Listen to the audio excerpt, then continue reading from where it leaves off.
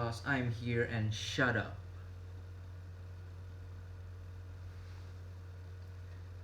That thing, silence. I've never been fond of it because I've always associated it with the absence of something meaningful. Probably because it is the absence of sound. One of the many things that make us unique, our utilization of it.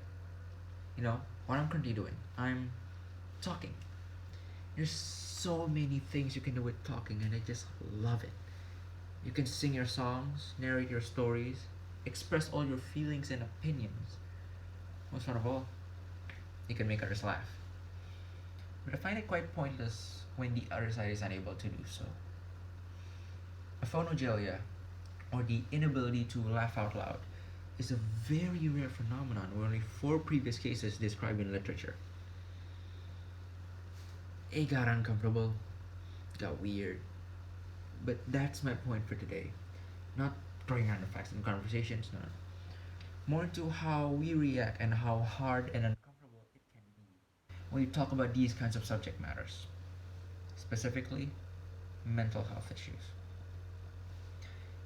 I guess this is pretty obvious, but mental health suffers from a major image problem because roughly one in every four people suffers from some sort of mental health issue, yet more than 40% of countries worldwide have no mental health policy at all. And I think this is due to the stigma surrounding mental health that creates that sense that we don't know how to talk about it respectfully and responsibly.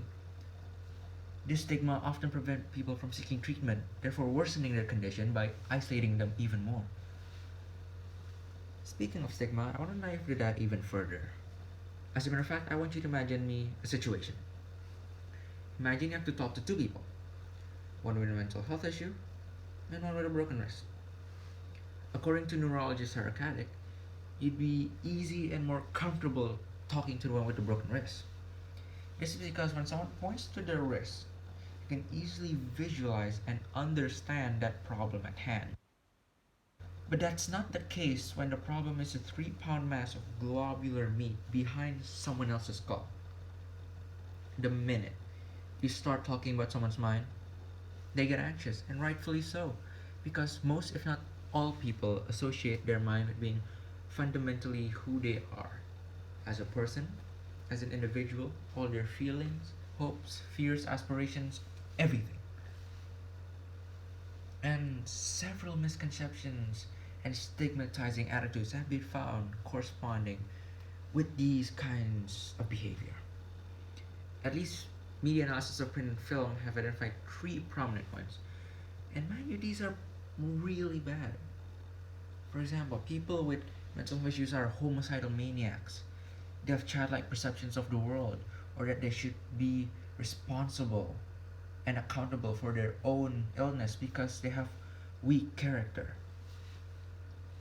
You can easily imagine how hard and frustrating it can be to talk about these issues when the person suffering them are constantly being assumed of these horrible things. And this problem might be worse, considering the growth of this problem might be generational. Recent studies have found a troubling trend among Generation Z as rates of depression, anxiety, and suicide are markedly higher in this cohort than in previous generations. It sucks and it's very terrifying. Terrifying for me because I'm part of that statistic. You know what? I don't want this to be the reality that I live in. I want people to be able to comfortably open up, comfortably seek help, and be comforted and respected and supported by the people around them. I say, despite all the stigma and other stuff, we should talk about it more. Because it is my personal belief that only through meaningful conversations and understanding, only then can we bring that change forward. Heck, there's a thing called speech and language therapists who specialize in these kinds of things. But it's hard, it's uncomfortable, but it's supposed to be that way.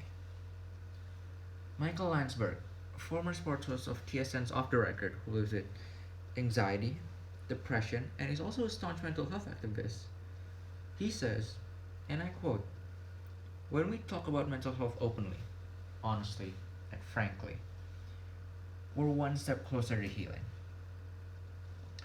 When we break that silence and take that risk to speak up, healing is much more possible.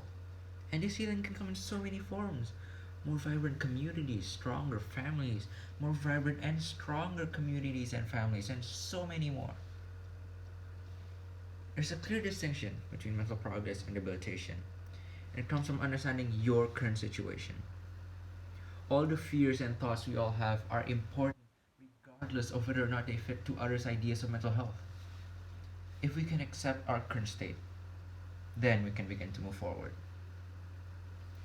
Although I understand this could be quite redundant because it's coming from me, a dumb 15-year-old named Putra who's trying to give help when I'm still figuring out what all of this fits into me. Despite this, though, I'm not afraid of change not happening. I'm afraid that we possess this unique ability to have the voice to speak up for others, to bond together as equals, and help create that change. Yet we choose to be silent. Silence has never been a thing I'm fond of. I think this situation clearly doesn't need that. So yeah, I like talking, and I'll continue to talk. It means I'll help, support, and make that change happen. Maybe you should too. My name is Gusti Ngurah. Thank you.